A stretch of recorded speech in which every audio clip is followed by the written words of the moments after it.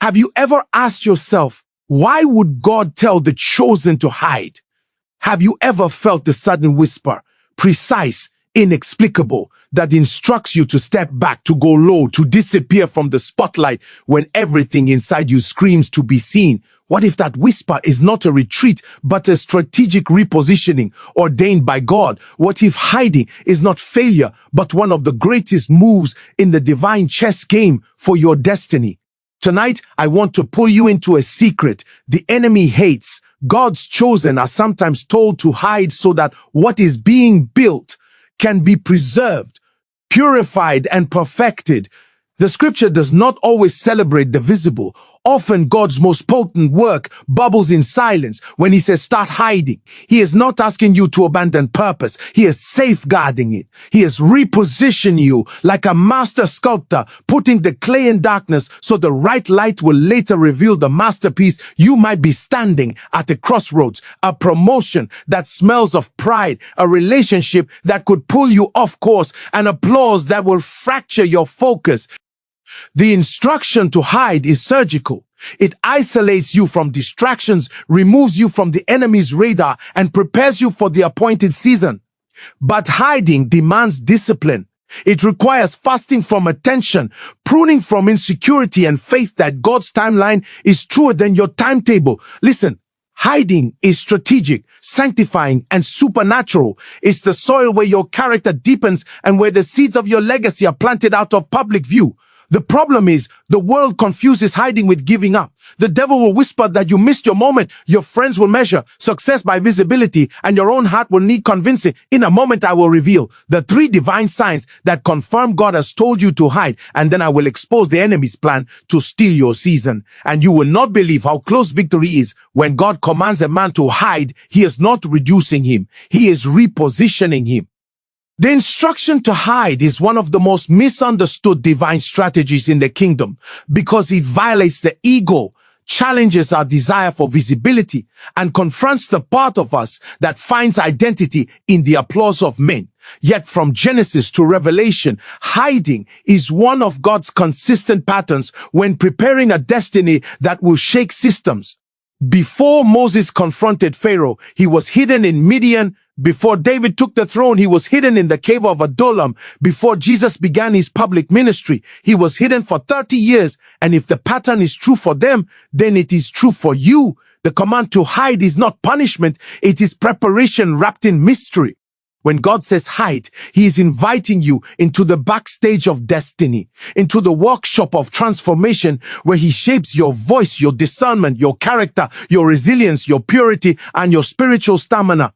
Hiding feels like stagnation to the flesh, but in the spirit, it is acceleration. It is the season where God protects what he is constructing away from the enemy's interference. Because hear me, the devil attacks what he can see, but he cannot sabotage what is kept out of sight. That is why divine hiding is not just spiritual. It is strategic. God hides you so your enemies cannot map your movements. He hides you so premature. Exposure does not kill your potential. He hides you because the next version of you is too powerful to be developed in a place where every eye is watching and every voice is speaking. Hiding is God taking you off the battlefield long enough to treat your wounds, sharpen your weapons, reset your mindset, and fortify your spirit. It is God saying, let me finish my work in you privately so that nothing public will be able to break you. Sometimes he hides you in obscurity. Sometimes in quietness, sometimes in unexpected detours where nothing makes sense. You look at your peers rising, your friends being celebrated, and you wonder why God is silent about your destiny. But listen carefully. Silence is not absence. Delay is not denial. Hiding is not abandonment. It is the divine incubator where dreams mature, roots deepen, and identity stabilizes. The challenge is that hiding demands trust. You must trust God when he says, do not respond, do not react, do not defend yourself, do not chase validation, do not announce what I have not authorized. Stay low until I lift you. The flesh wants movement, the spirit wants alignment, and God will choose alignment over activity every single time. Hiding breaks the addiction to being seen. It detoxes your heart from performing for approval. It frees you from the pressure to prove yourself. It trains you to hear God without the noise of the crowd. It detoxes ambition from your calling, so your assignment will not be corrupted by your desire for attention.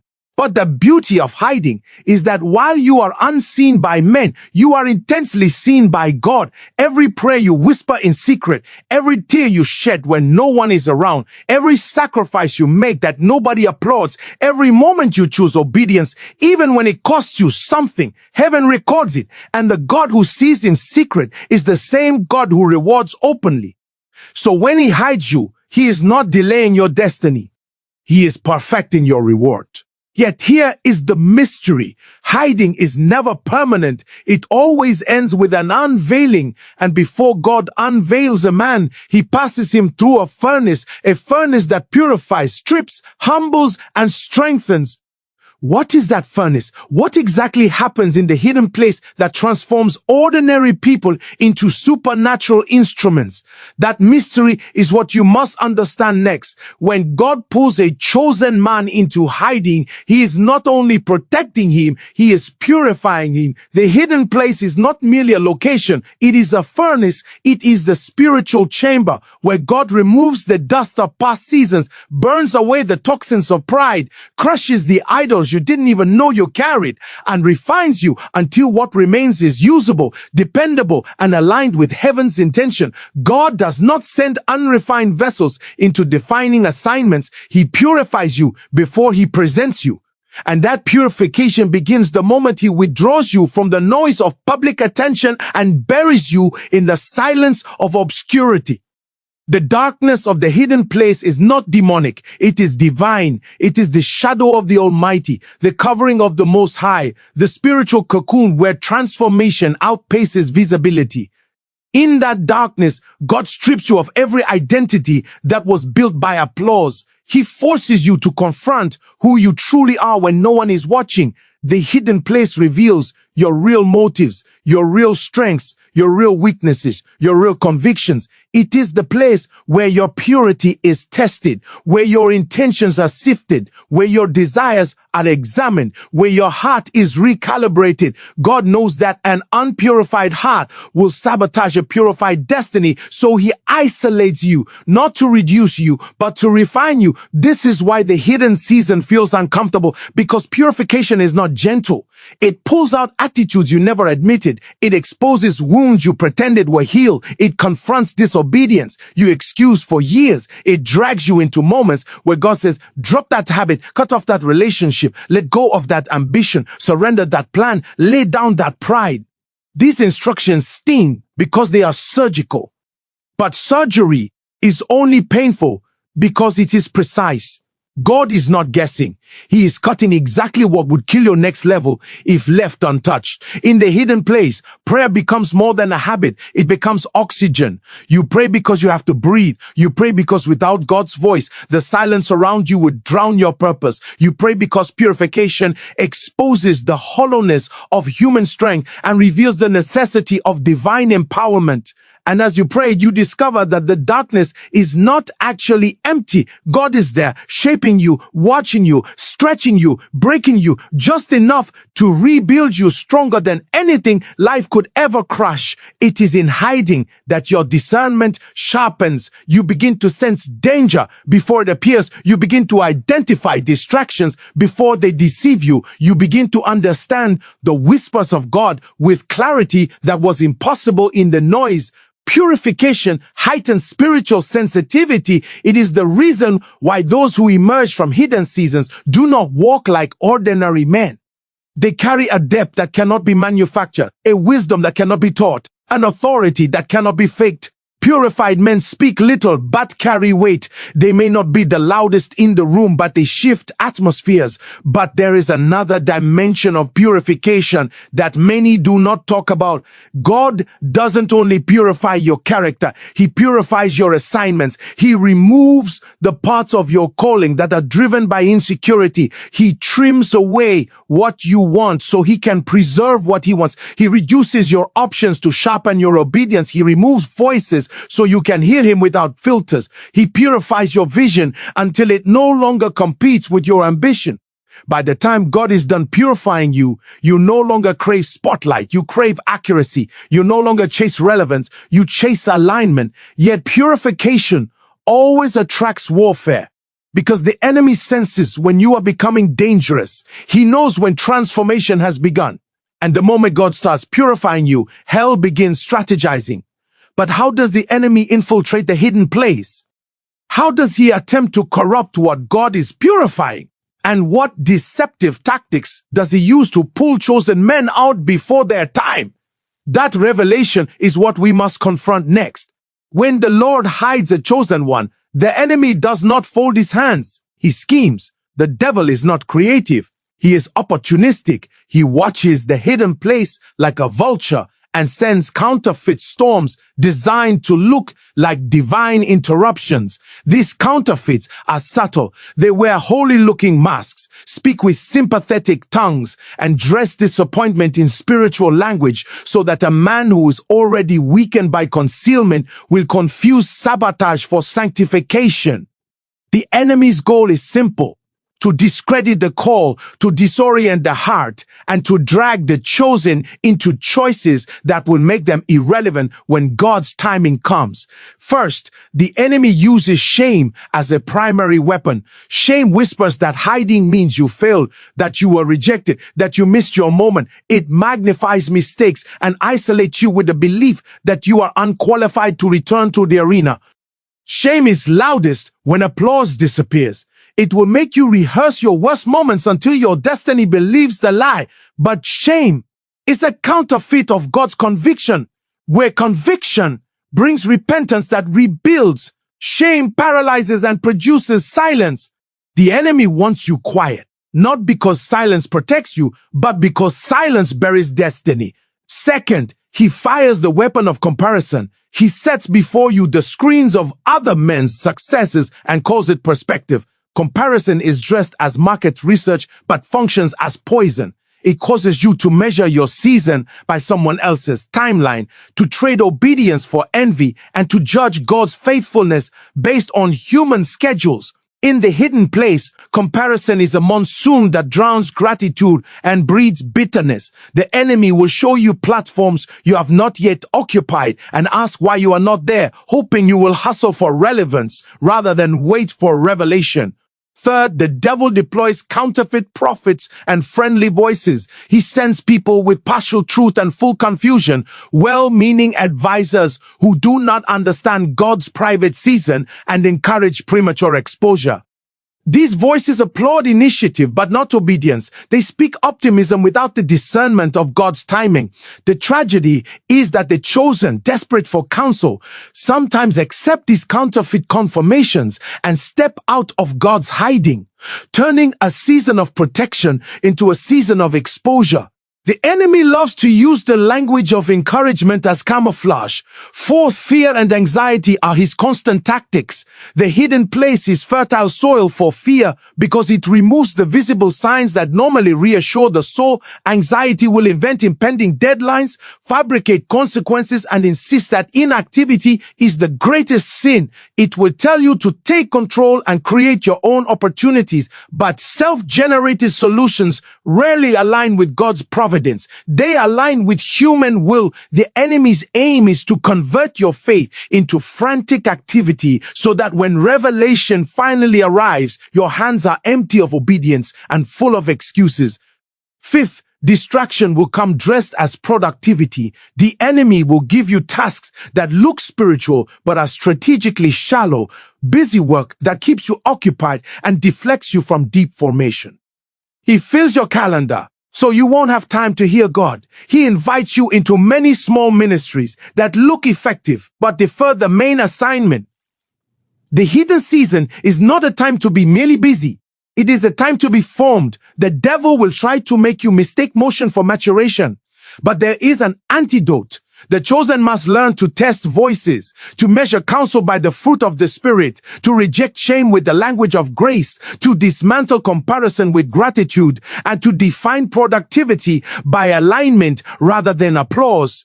You must recognize the patterns of the enemy, his timing, his methods, his masquerades, so that when he comes, you are not surprised. You must anchor your identity in the eternal audience of one instead of the fickle crowd. You must refuse to be maneuvered by fear and insist on God's calibration in every decision. And even while the enemy increases pressure, remember that pressure often precedes promotion. The squeezing prepares the oil of your testimony. Many chosen have reported that the moment before their breakthrough felt like the fiercest invasion. The question is not whether the enemy will attack. He will. The question is whether you will be able to distinguish his counterfeits from God's correction, and whether you will allow pruning rather than panic to shape your response. What does pruning look like when God is behind it? And how does it differ from the enemy's attempt to cut you down? How do you respond when relationships are severed, gifts are muted, and doors close? Are these acts of the enemy or of God's gardener? The next message will expose the anatomy of pruning, the wisdom behind God's shears, and the fruit that follows a faithful trim. When God begins the pruning process, it is rarely announced with trumpets. It comes quietly, deliberately, sometimes painfully. Pruning is one of the most misunderstood divine operations because it looks like loss, it feels like reduction, and it appears as if destiny is moving backward. Yet in the realm of the spirit, pruning is not subtraction. It is multiplication disguised as discipline. It is God cutting away what cannot sustain your next season, removing what cannot carry the weight of your assignment, and trimming away branches that bear leaves but no lasting fruit. God prunes not to punish, but to prepare, and preparation is always more rigorous for those who are called to carry unusual mantles. In the hidden place, pruning becomes the language God uses to shape you. It touches every dimension of your life. Relationships that once seemed aligned begin to fade. Opportunities that looked promising suddenly collapse. Habits that felt harmless become burdens. Desires you once celebrated begin to feel heavy and unnecessary. God begins to narrow your path, not to trap you, but to focus you. A sharpened arrow must first be stripped of excess wood, carved until uncomfortable, and shaped until it can hit a target with accuracy. Many are praying for accuracy while resisting the carving that produces it. Pruning touches relationships most deeply. There are people who are perfect for your last season, but poisonous for your next. They carry conversations that dilute your passion, mindsets that corrupt your faith, or behaviors that resuscitate your weaknesses. When God sees this, he cuts, not because they are evil, but because they are incompatible with where you're going. And the tragedy is that many destinies die because people try to drag unpruned relationships into a pruned future. God will separate you to preserve you. He will remove the loud voices so you can hear his whisper. He will pull you away from the familiar so he can attach you to the eternal. Pruning is heaven's security system. Then God touches your gifts. He allows seasons where your abilities feel dormant, where creativity dries up, where doors that once swung open now remain shut. It feels like failure, but in truth, God is recalibrating your gift so it can function under a higher anointing. He reduces your activity so he can increase your authority. He slows you down because your next season will require precision, not speed. A gift that avoids pruning becomes noisy. A gift that endures pruning becomes potent. You may feel like you are being set aside, but heaven is actually setting you apart. Pruning also visits your ambitions. God will strip away dreams that you built on insecurity, visions that were birthed from comparison, and goals that were rooted in pride. He will confront the parts of your calling that were more about proving yourself than serving him. He trims the ambition so that the assignment can breathe. This is why pruning feels like heartbreak. God takes from you what you wanted so he can give you what you were created for. You cannot carry heaven's blueprint while holding tight to your own sketches. But here is the mystery. Pruning always precedes supernatural growth. After God cuts, he waters. After he trims, he strengthens. After he reduces, he expands. Every divine cut is an investment into future fruitfulness. You may not see the results immediately, but heaven sees beyond seasons. When God prunes you, he is thinking not only of your next step, but your legacy, your influence, your stability, and your capacity to withstand pressure without collapsing. Still, pruning demands one thing: obedience. You must allow the divine gardener to access your heart without resistance. You must trust his shears. You must believe that what he removes is not needed, and what he leaves is enough. But how do you know when pruning has finished its work? How do you discern the transition from hidden and being shaped to prepared and ready to emerge? What are the unmistakable signs that God is shifting you from remaining concealed to stepping into visibility at his appointed time? That revelation unfolds in the next keynote. There comes a moment in every divine journey where the hidden place begins to feel too small, where the pruning feels complete, and where your spirit begins to sense that something is shifting. It is subtle at first, like a breeze before a storm, like the gentle trembling of leaves before rainfall. The question many chosen ones wrestle with is this: how do I know when to remain hidden? And how do I know when God is calling me to step out? Because stepping out too early leads to premature exposure, and remaining hidden too long leads to stagnation. Timing is the delicate bridge between preparation and manifestation, and only God can reveal the moment when the bridge is safe to cross. The first sign appears internally. God releases a divine restlessness, a stirring, a vibration in the spirit that does not come from ambition but from alignment. You no longer feel buried, you feel planted. The darkness no longer feels isolating, it feels incubating. There is a sense of holy dissatisfaction, not with God, but with remaining where you are. It is not impatience.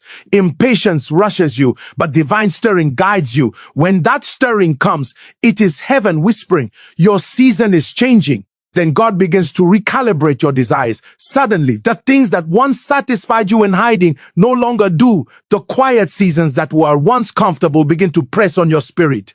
The assignments that were sufficient in one season begin to feel too small in the next. This is God expanding your spiritual appetite. It is his way of enlarging your tent before he stretches your influence. Desire is one of his signals.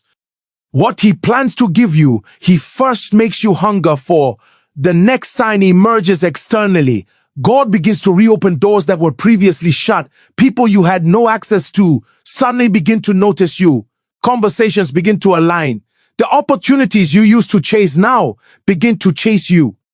This shift is never accidental. It is always orchestrated. When God is ready to move you, he alters the environment around you. Favor begins to respond to your name again, not because you forced it, but because destiny is calling. But with opportunities also comes testing.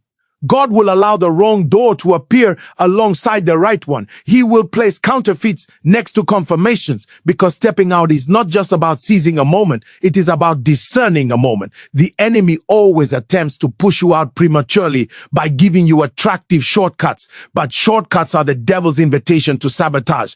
The chosen must learn to examine the fruit of every door, the peace behind every decision, the alignment behind every opportunity. If God is behind it, there will be clarity, peace, and confirmation. Even if fear whispers at the edges, when the season to step out truly arrives, God releases a supernatural courage. It is not human confidence. It is divine boldness that rises out of nowhere. You find yourself speaking differently, praying differently, thinking differently. You feel heaven backing you, pushing you, strengthening you. Where you once hesitated, you now feel compelled. Where you once doubted, you now believe. This courage is the wind behind your wings. It is the evidence that you are no longer stepping out alone. Yet even in the moment of emergence, God guards you. He will not allow you to step out with pride or ambition or unrestrained zeal. He aligns your heart so that your emergence is not self-promotion, but divine assignment. When God says now, everything aligns: circumstances, timing, grace, provision, insight, and spiritual authority. But here lies the final mystery. Stepping out is not the end, it is the reveal. The moment God brings a hidden one to light, heaven releases acceleration, visibility, honor, and opportunities that no man can manufacture. Something breaks open, something shifts, something ignites. The question is, what does that reveal look like? How does God unveil a chosen one? What happens the moment hiding ends and destiny introduces you to your real audience? What signs accompany the unveiling, and what supernatural force is released when God says, "Now rise"?